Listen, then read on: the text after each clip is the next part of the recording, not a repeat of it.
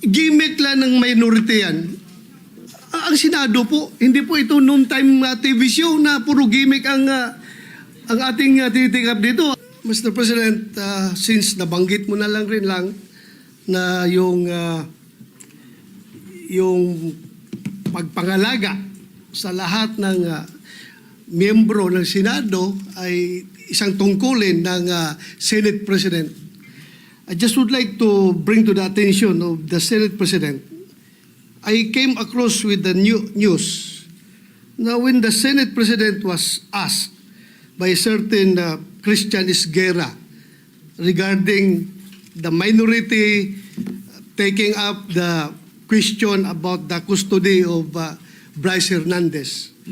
Ito po ang sagot ng ating Senate President, which I find it very sad because being the Senate President, we hope that you are going to take care of not only the majority, because you are not the majority leader, you are the Senate President, and we hope that the majority and the minority will be taken care of by the leadership of the Senate. And if I quote your answer, Mr. President, gimmick yan ng minority. Hindi ba nila naiisip na baka si Martin Romualdez ang tuta ko? Makabintang sila porque pinagbigyan ko yung TRICOM, tuta na ako. May ginawa ba akong illegal? Yung request ng House of Representatives, illegal? Hindi. Ang gusto ninyo, awayin ko yung House of Representatives on day one.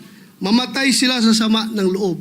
So, malungkot lang ko ito, dalawang punto, Mr. President. Unang-una, yung mamatay sila sa sama ng loob.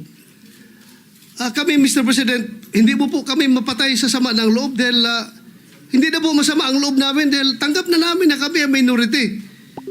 Ang kinasama lang ng loob namin is bakit kailangan pang patayin kami sa sama ng loob? Hindi na po masama ang loob namin. Tanggap na namin na kami minority. At pangalawang punto, Mr. President, gimmick lang ng minority yan. Ang Senado po, hindi po ito noon time TV show na puro gimmick ang ating tinitikap dito. Kami po ay nag-raise dito ng legitimate issues which requires legitimate attention. So Mr. President, ako po ay nalulungkot which brings me to my parliamentary inquiry, Mr. President, na yung si Bryce Hernandez, yung kanyang custody was transferred, physical custody, I'm talking about physical custody, was transferred from the Pasay City Police Station to the Senate Sergeant at Arms room. Through yung from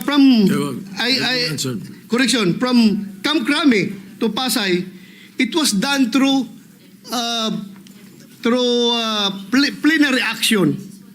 Now, lately we heard that he was again transferred from Pasay to the Senate without plenary action.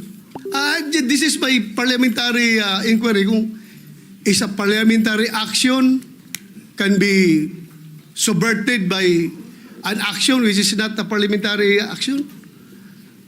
Yun lang tanong ko. Matter of procedure lang, Mr. President. Dahil kung ganon, kailangan klaruhin natin yung ating rules. Thank you, Mr. President. Before I recognize the majority leader to place on record the recommitment of Mr. Hernandez, when I said mamatay sila na sama ng loob, we were addressing the trolls because it was the trolls who were saying something to that effect. Na misunderstood nila completely. No? I'm not supposed to do this. I'm not supposed to answer you here in the rostrum, but I cannot help but do that because you took the floor and parang sinisita mo yung Senate President, which is very unparliamentary. But nevertheless, I will answer you. Ano? Like, for example, yung sinasabi nila na sumunod daw ako kay Martin Romualdez. Just because I mentioned that Martin Romualdez called me, does not mean that ako'y sumunod sa kanya. The request was coming from the House of Representatives. And the request was to retain Hernandez in the Congress. At doon ako hindi pumayag. Is that being tuta? So you cannot help but also think na sasama ang loob ko pag binabibintangan ako ng salita. Hindi po ba?